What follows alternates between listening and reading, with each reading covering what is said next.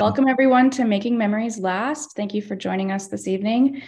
In honor of the American Library Association's annual Preservation Week, we have some local experts here with us tonight to share valuable and affordable resources for preserving historical artifacts, photos, and stories.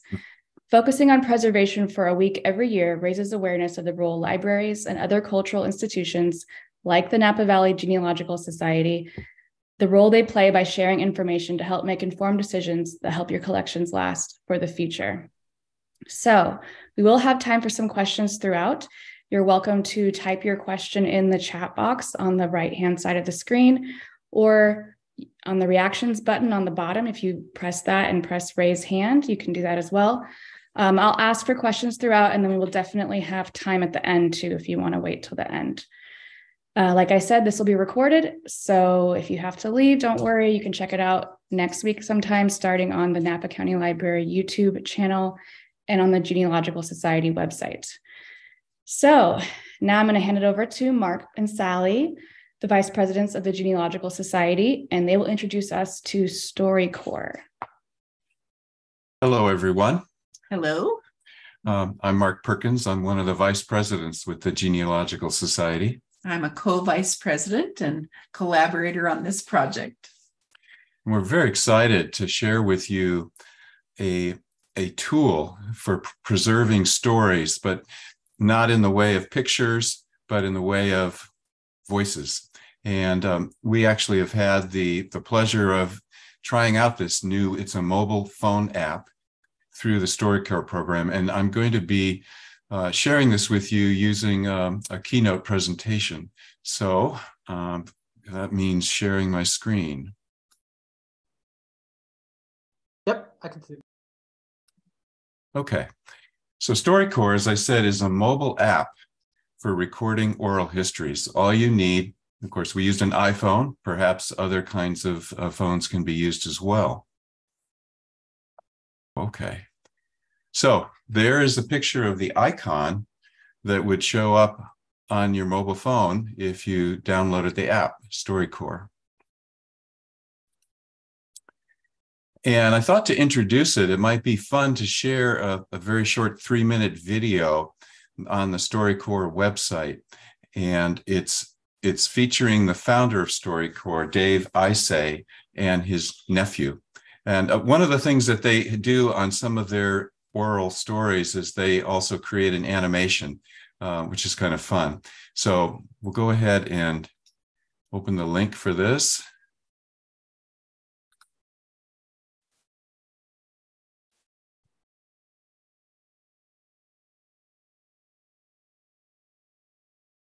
And learn a little bit about StoryCorps. As it says, the first StoryCorps booth was in Grand Central Station.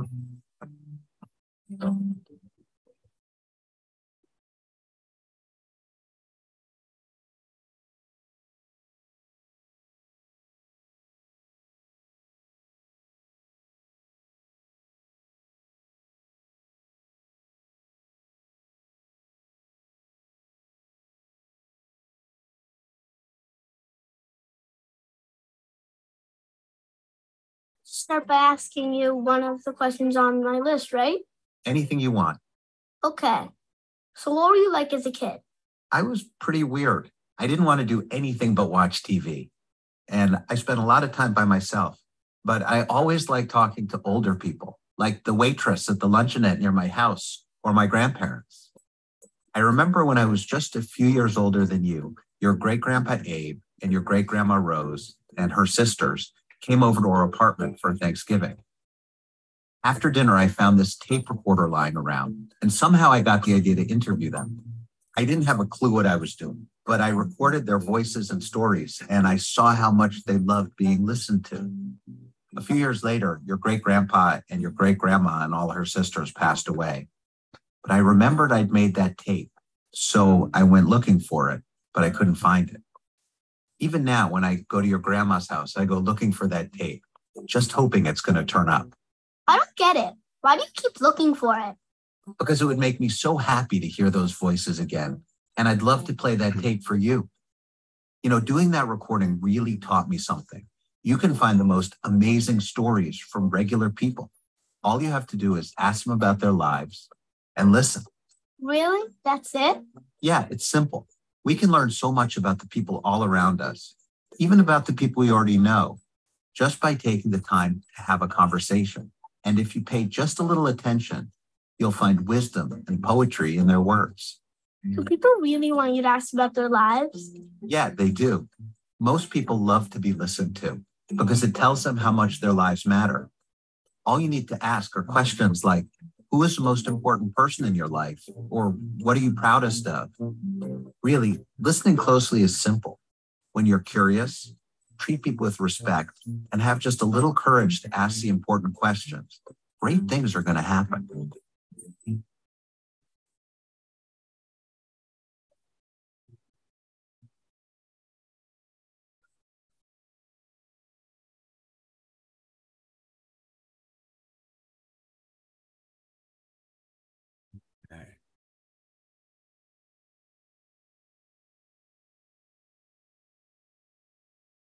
Okay, so what's I think amazing is I grew up always hearing when some place is really busy, it was like Grand Central Station.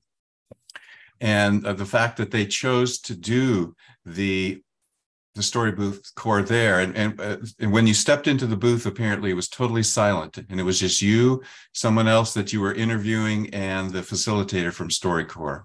So that was in 2003. This quote I thought was really relevant from Alan Lomax. Perhaps some have heard of him. He was an ethnomusicologist, a folklorist, an archivist, and an oral historian, probably most known for the field recordings that he did in the South with folk musicians and blues musicians. And this was his statement: "The essence of America lies not in the headlined heroes, but in the everyday folks who live and die unknown, yet leave their dreams as legacies."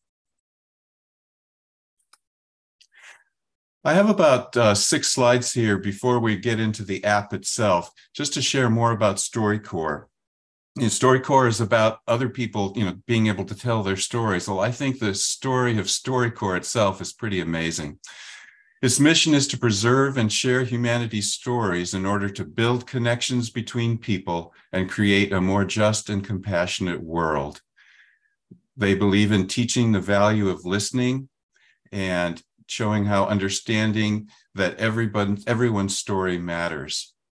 And at the same time, we are creating an invaluable archive for future generations. And that's because every story recorded either in the StoryCorps booth or on the app can then be uploaded to the StoryCorps archive, which is located at the American Folklife Center at the Library of Congress in Washington, D.C. Pretty amazing. They've recorded tens of thousands of stories now, and they're all recorded in the archive. And this is a little bit of the history. Again, I'd like to just read these because it's such an incredible story. As we've learned, it started in October 2003 at Grand Central Terminal. In 2005, they launched a new program with 2 mobile booths from the Library of Congress in Washington, D.C. And then they started broadcasting some of those stories on NPR's Morning Edition.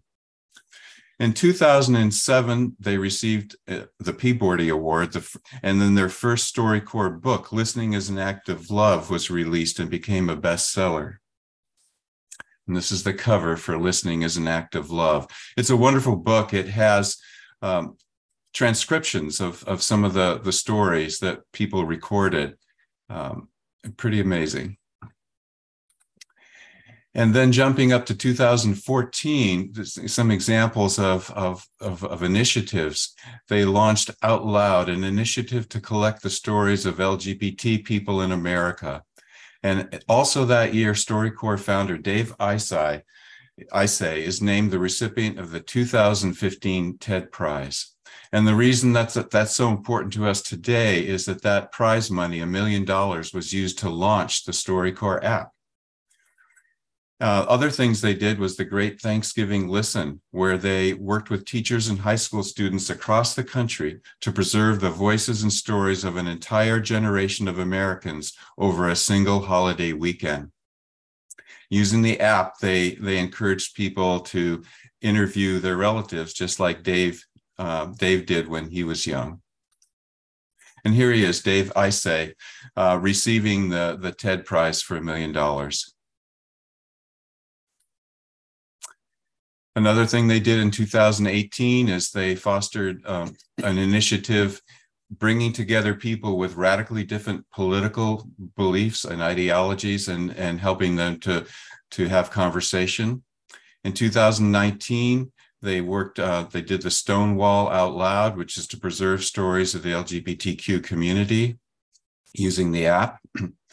And then in 2020, in the early days of the pandemics, they started StoryCorps Connect, a first of its kind platform for remote StoryCorps interviews. And that's where you can interview somebody using this technology, Zoom technology, and record it and have it go to the archive as well. So now we're going to move to, we decided to walk you through the StoryCorps app and what it's actually like. If you download the app, it's free. And once you have it, you can go on and set up an account. And this is what your homepage would look like. So it's got my name on top and the invitation there to record an interview. Once I click that, they jump right into it. Let's get started. What would you like to do? And I chose to prepare my interview because this was my first time and I wanted to get any guidance that I could. And so to prepare, you need to choose a title, and I'll show you the one that I chose in a moment. And then there are steps, I think altogether about 6 of them, and you're required to check off each one. And some of it's just to help you to think or to plan. You have to choose somebody that you want to honor with an interview. And then you decide when and where you'll record your conversation, and they give you some ideas of the kind of setting that works best. And then you need to pick questions that you want to ask. So here we've chosen the title Remembering Grandma because I'm going to be interviewing my wife, Sally, and you'll get to hear a little bit of that interview at the end, but it was going to be her recollections of her grandmother. And as you can see, I've indicated that I've taken those 3 steps, and then 3 additional steps. They want you to make sure that everything is going to be quiet. So, we got rid of our landline and things like that. And you need to hold your iPhone. It says to spread out a hand's length from the other person's mouth. We weren't actually quite that close, and it seems like it did quite well. But we did record at a dining room table, and it made it easy for me to rest my arm on the table and hold the iPhone. And the encouragement to not be afraid to ask the questions that you've always wanted to ask and that people in the future will want to listen to. And then comes the questions. They give you an opportunity to develop your own custom questions or to choose from questions that they've developed. This is an example of questions that they supplied as things that you could consider. Can you tell me about a person who's been kindest to you in your life? Can you tell me about one of your happiest memories? And so on. I chose to develop questions that I thought it would be interesting to have Sally respond to. Who was your grandmother? What was her full name? When and where was she born? Who did she marry and where did they live? And finally, what activities kept her busy? How would you describe your grandmother? How did she look, speak, and interact with others? Can you share some special memories of being with your grandmother? And you're going to be able to listen to Sally share one of those memories. How has your grandmother made a difference in your life? And if you could speak to your grandmother right now, what would you tell her? So you can see we kind of went from more just general description to more personal. Once you've done that preparation, then you're ready to record. So what I did is obviously hit the red button and I came up with this screen. And there's some advice here to label your interview by some of these introductory remarks. I know I've done some things like Dave in the past, recording relatives, and I didn't always do that. So it helps to know who's in the interview and to have a sense of, when it happened, obviously, and where. You see on the bottom the red button to initiate recording. StoryCorps interviews can go up to 45 minutes. You don't need to use all that time, but you have up to that length of time. So we did it. Our interview was 34 minutes and 8 seconds. And when you're done, they ask you to label and to describe a little bit about the interview. So I put who was there, what it was about.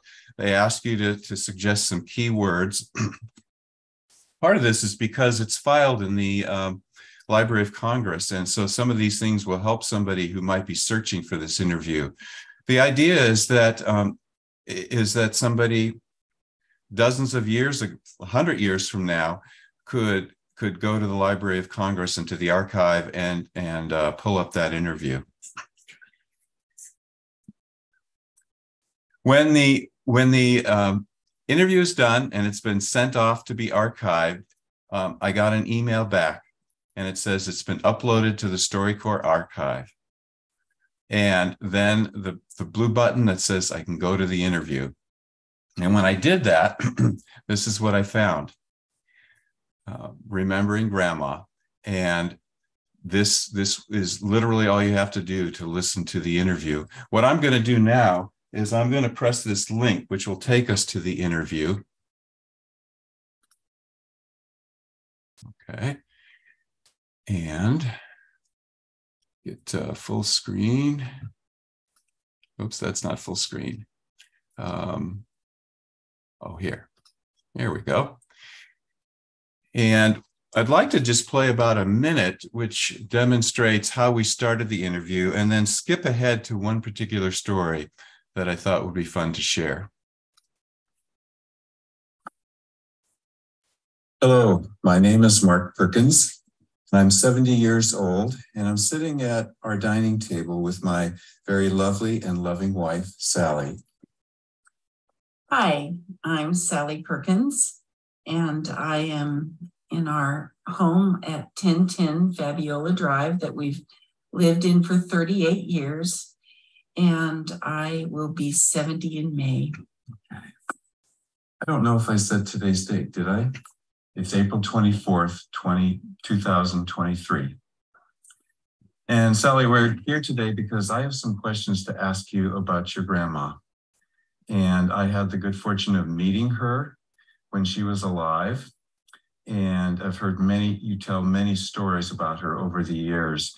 And I'm really looking forward to having you share some of those stories for not only for me, but for our family and friends. Okay, I'm going to jump ahead. I'm noticing that it's 20 minutes have gone by. They go by fast. So I don't know. That's fine. That's okay. Let's see. And the great way that you can advance is just by pointing on the bar. A little bit farther. I'm going to start there. Sally, you want to just say a word about this? Sure. So this was a time when I was in high school, and I lived here in California at the time with my parents, and I actually was a student at Roseville High School, but my grandmother was out visiting. And she, at that point, her husband had died. And so she would come and visit for long stretches of time and stay with us. And I was a senior in high school, and there was a competition between the freshmen, sophomores, juniors, and seniors that year to see which class could make the most care packages, which was containers filled with cookies to send to our troops in Vietnam at Christmas time. And I was an officer in the senior class. And so, it was important that I participate in this challenge.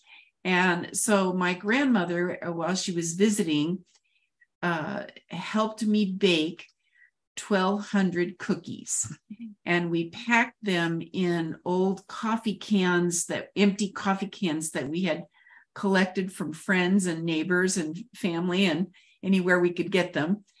And we were working from the time I got home from school until quite late. It was about midnight when we finished. And this is then what happened. Get ingredients that I needed, or they got the ingredients for me. And I made chocolate chip cookies, and I think I must have made about 1,200 cookies. And my grandmother helped me do that, and stayed up really late with me, probably midnight or so, by the time we finished doing all these cookies and packing them in containers. And we started when I got home from school. But then we finished the dishes, and we were kind of wound up because of all the stuff we had been doing and having a good time doing it. We laughed. And so we went to bed, and we slept in the same room. There were twin beds in one of the bedrooms, and we slept in the same room.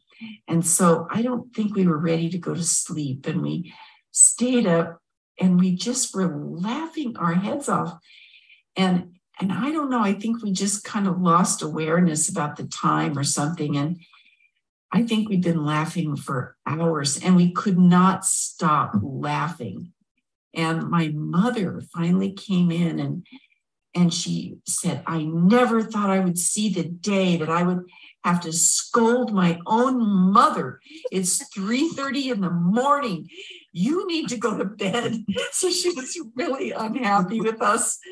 And so, we tried really hard not to be, laughing loud or anything after that. But even after that, we turned the lights out, but we were giggling, for a long time after that. We just couldn't go to sleep.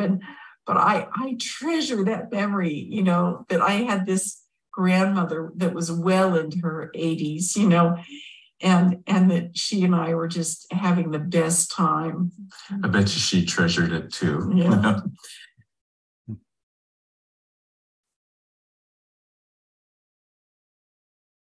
So it's a wonderful interview, and I'm so glad that we have it preserved. We're just about done here. This is StoryCorps Connect was the new feature where you can interview somebody like this, but do it remotely. And finally, a quote here: when the StoryCorps booth was launched at Grand Central Terminal, they invited Studs Kirkle, who's a well-known oral historian, to come and cut the ribbon.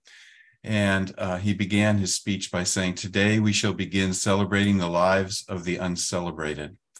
So this is the invitation for all of us to think about who in our lives we might want to interview and honor and remember.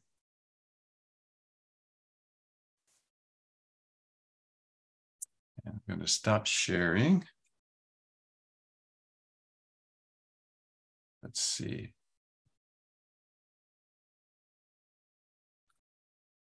Okay, there we go. Well, I just wanted to say I love that story of your grandma. I was like starting to giggle even just picturing it. So that was great. Thank you for sharing that. Yeah. Does anyone have any short questions now about StoryCorps, or are you ready to move on and maybe later?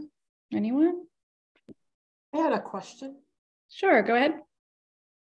Yes, you said there was a remote feature that was launched recently.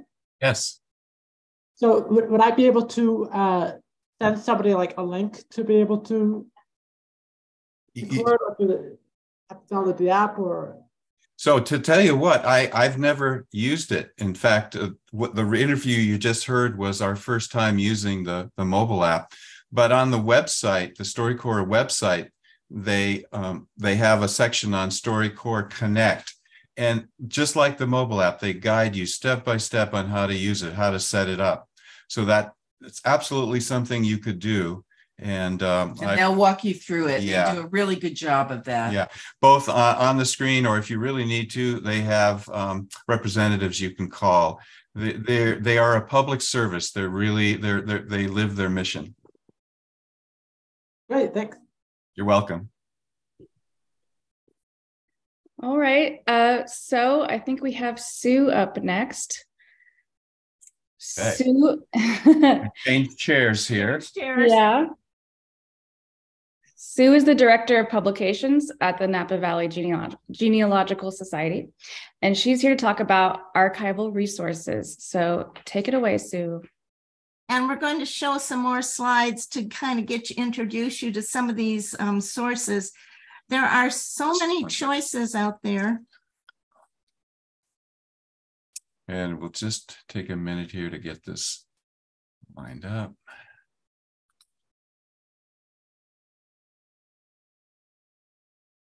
Okay, let's see. Let's see.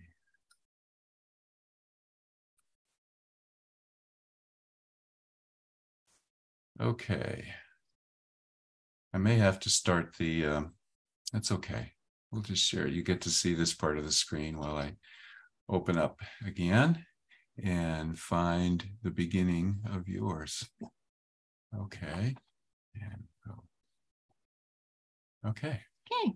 We all have so many things to preserve or that we would like to preserve. I have a quilt that my great-grandmother made and used on her bed for many, many years. It's kind of worn, but I just treasure it, and I've managed to preserve that.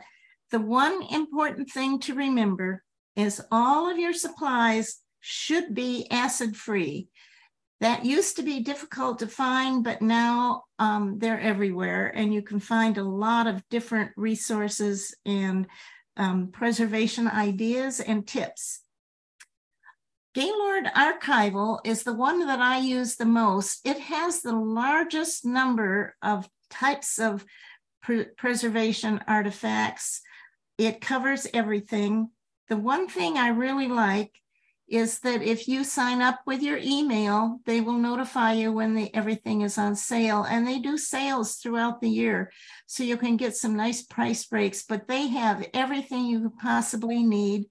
I got a large box that I keep in my grandmother's quilt in. And so they just have an enormous amount of things. You just won't believe how much is there. They also include videos on how to use these preservation materials. They have tips on how to do preservation. And again, the mailing list is really nice. They notify you about new items and also when the sales are on. I have provided a couple of other websites. They do provide certain amount of these archival materials, not as much as Gaylord has, but if you can't find one at Gaylord, you can probably find it there. You can also find materials on Etsy and Amazon. It's a little more difficult. You really have to search to find it, but they do a lot provide materials for scrapbooks, journals, charts, and other kinds of supplies. So it's kind of fun to just go through it and see what you can find. This is one of the types of materials I've used. This is a 1906 card that was sent to my grandfather, Kenneth, by his teacher when he was in the 3rd or 4th grade. And I have, it's like about 8 by 10 almost. It's a large card and it's signed on the back. And it is in a clear plastic archival sleeve. It's in sad shape, but it still is pretty well preserved considering how old it is. The other thing that I use a lot, because I had photographers in my family, they printed a lot of their photographs on postcards. I have hundreds of postcards. And these were very popular throughout the early 1900s. And the sleeves are specially designed, postcard size, and they have one adhesive strip on the side so that you can put it in the sleeve, you can see the front, and then you can flip it over and you can see the back. This is one of my pages in my scrapbook. This is the front side, and you can flip those over, and then there's all the information, who it was mailed to and what the message was. My family used these a great deal. I can't tell you how many of these I have. This is another way of preserving a postcard. There are lots of different ways to do it. And again, there are lots of tips and lots of examples on the websites that you can find to help you do this. The postcards are interesting, and there is this website gives you a way to date those postcards, and it's kind of interesting. It's based on the stamp that's on the back where you would put the stamp. There's a little spot, and depending on what's in that area, you can identify who made the blank postcard and where it was made, and you can date it also from this this is a really fun place to look about the postcards and get them dated.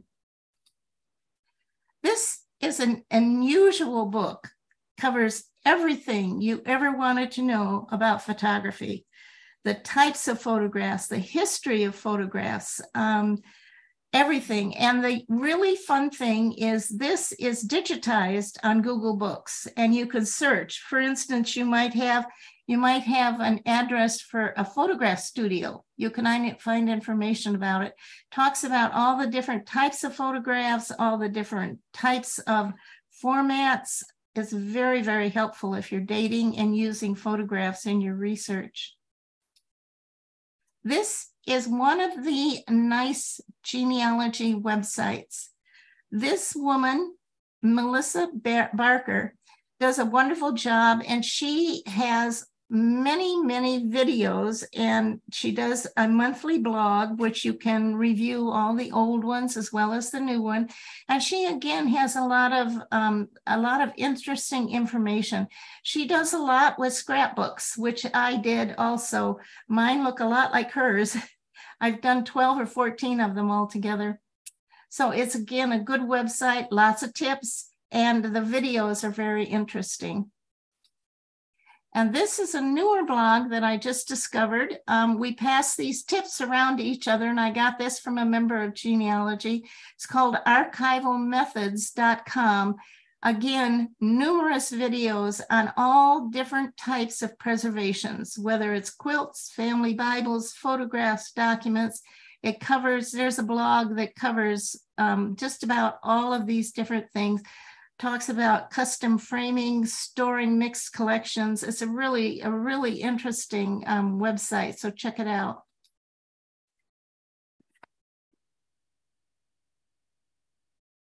So this particular handout is available on our website if you'd like to print out a copy and have all those different web addresses to find the information. And I think the website is in the last slide that Tess has prepared for us. Okay. Yeah, good. Yeah, it'll be at the end of the presentation in that last slide. Well, thank you, Sue. Does anyone have any questions real quick for Sue and any of those resources she mentioned? No, not yet. Okay, so now we're going to move on to the final portion of our presentation.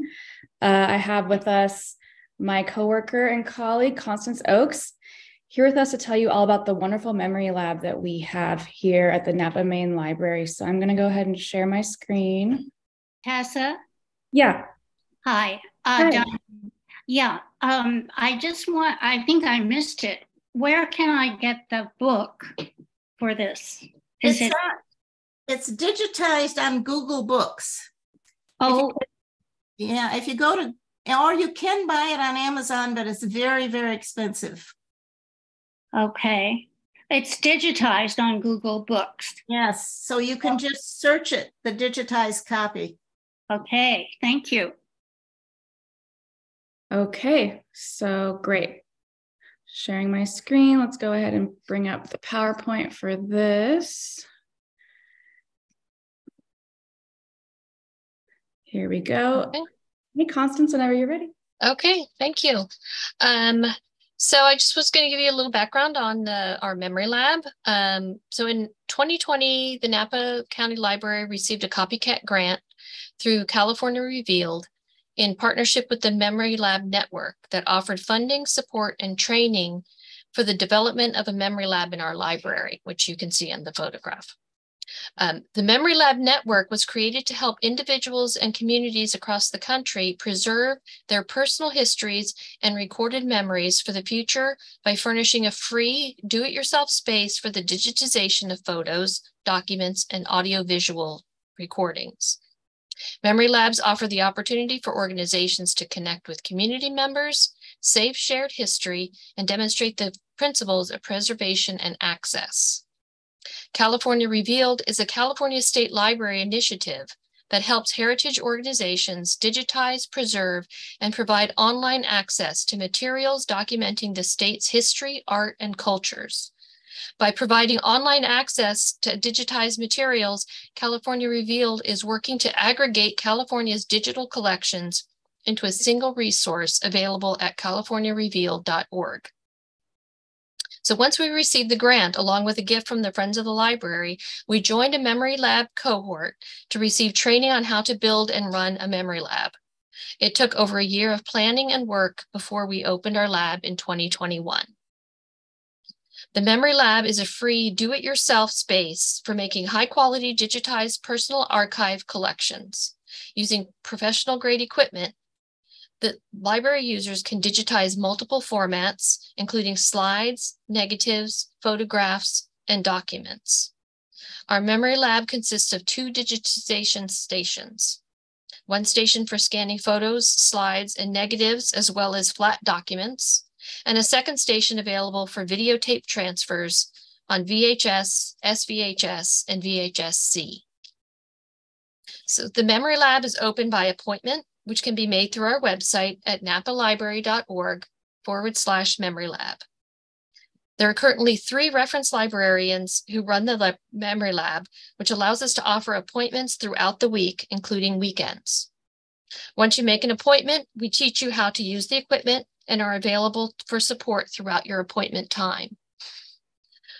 Our Memory Lab has been a popular program with patrons digitizing and sharing long-lost photos with their families or reliving their travel adventures as they digitize their negatives and slides.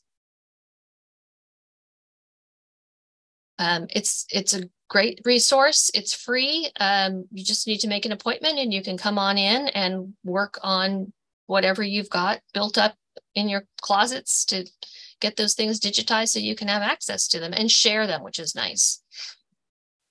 Yeah, real quick, these are the resources that we were talking about, basically the different ones that we mentioned.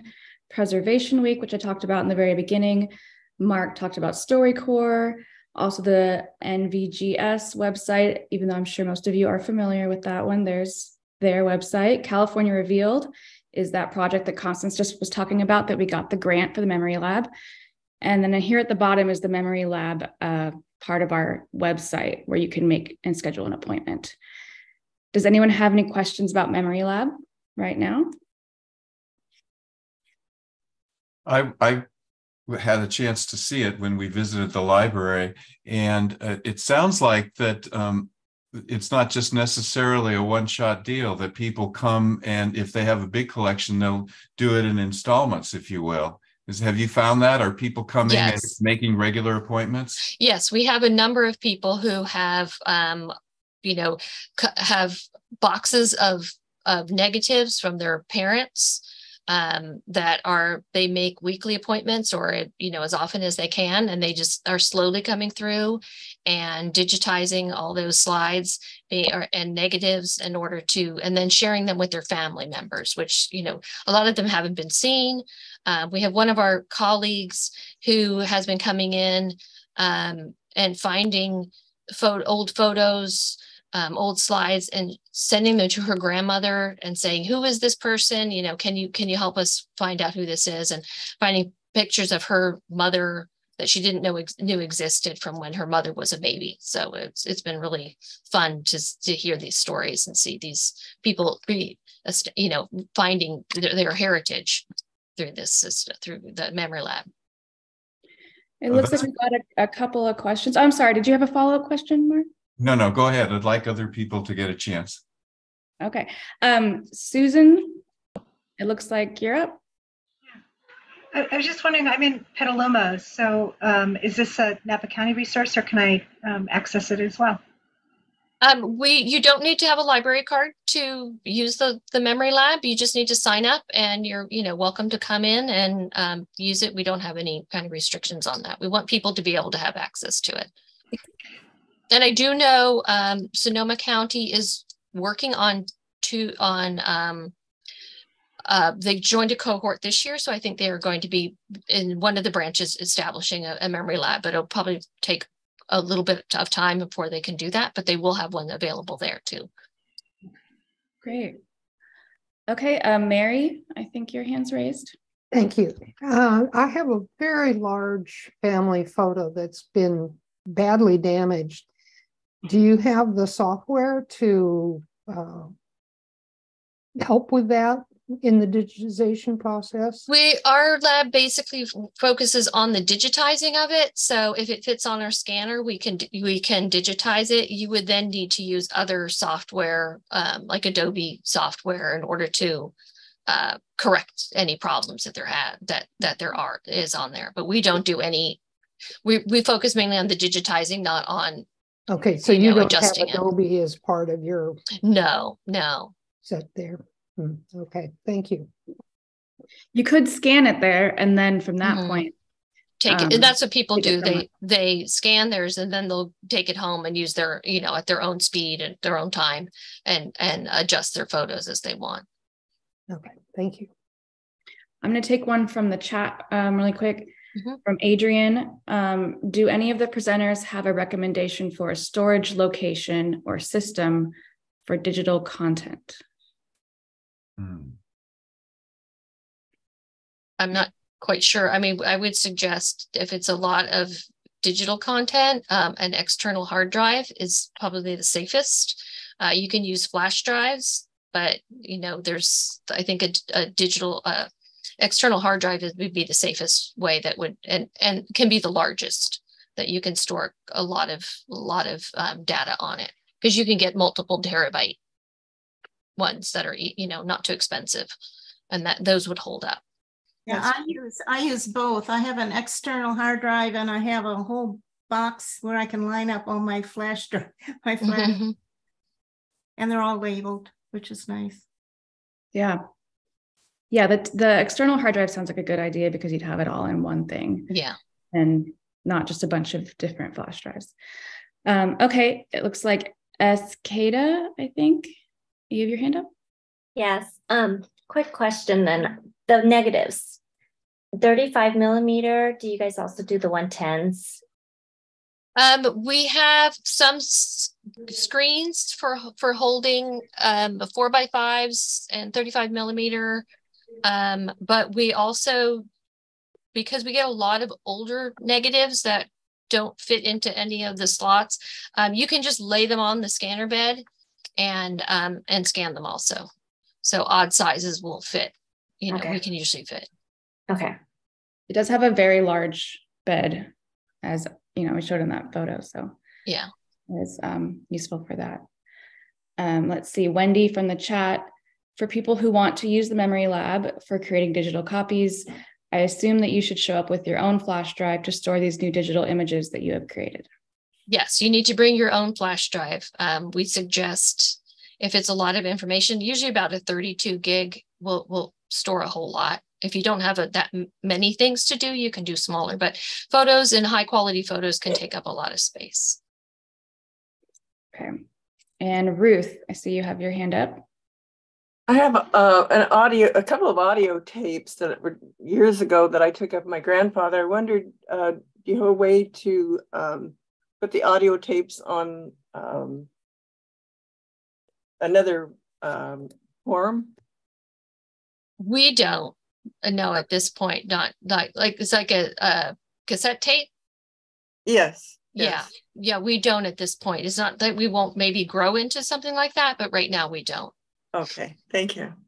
I would, if I could just jump in, I've had some of that done at an audiovisual center on Industrial Way here in Napa. There's a gentleman that's been there for years and years and years. And I had him actually transfer a reel-to-reel tape and make it digital. And I'm quite sure he could do the cassette tape as well. Thanks, Mark. Yes, thank you for sharing that. Like she said in the slide, you saw the VHS converter is kind of the newest thing that we have that they've been working a lot on, and it's pretty impressive. I mean, a lot of us have old VHS type tapes of, old stories. I mean, what was the one that you had on the slide? Was the Great Flood of 1986? Yeah, the Napa flood of 1987, which is in our collection, and I wanted to digitize it because it was on the shelf, and I thought, well, we should digitize this so that we have a good, you can keep a good record of it. So, and then we will at some point make that available for people to see.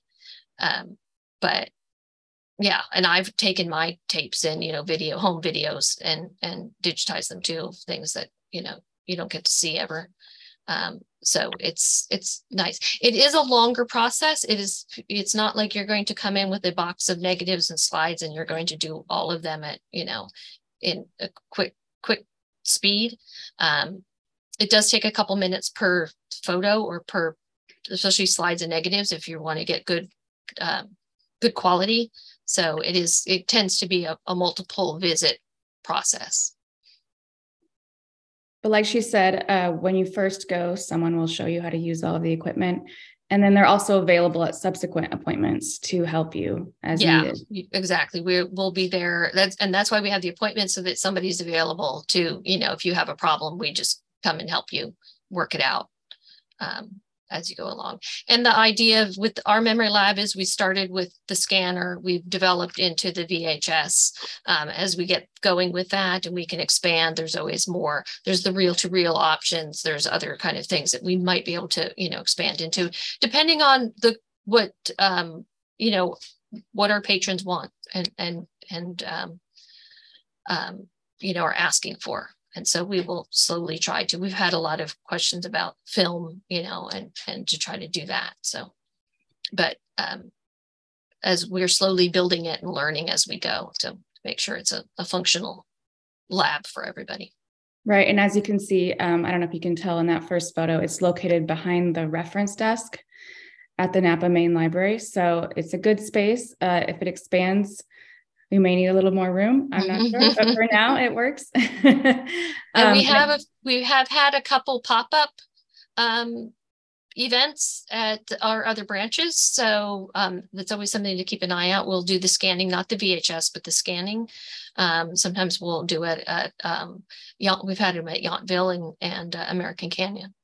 Right. If one of those branches, any of our other branches are close to you, Calistoga, Yountville, American Canyon, let the staff there know that you're interested in that, because then that will encourage us to, have a pop-up there. So we encourage you to do that if you want to see it there. Diane Dillon says in the chat, Oakland Family Search Library is also a good resource. They have lots of different kinds of equipment. So yeah, if you're needing something a little bit more heavy duty or different equipment than what we have, definitely check out that link. Make it to Oakland. I do have a question. Oh yeah, go ahead. And how do, first of all, I don't know the protocol, so how do I raise my hand without raising my hand here? That's okay. How do I do that? Is there a button that I can? Oh, how to raise your hand? Yes. If you see on the bottom, yes. Do you see where it says reactions? Yes. All the icons. So you click on reactions. Okay. Oh, raise hand. There we go. Raise hand. Yep. Great. Thank you very much. I will raise my hand.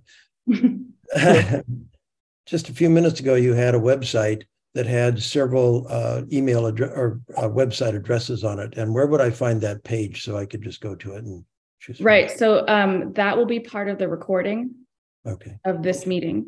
Okay. That will be on the library's YouTube channel and also on the Genealogical Society's website starting probably next week. So I would check maybe mid next week. Mm-hmm. And then you can pause the screen and take a look at it. But I can share it again right now if you'd like. I don't need it right now. As long as I can get to it, that would be just, yeah, that's the one.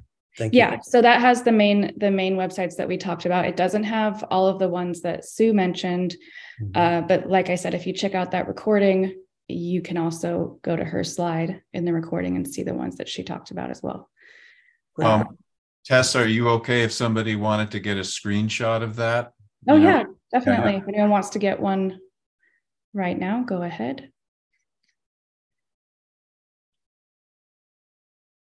Also for the memory lab, if you go onto the Napa County Library website, you should be able to find, I think it's under research or using the library. Using the library. Using the library, there's a tab for memory lab that will take you to that page to make a reservation.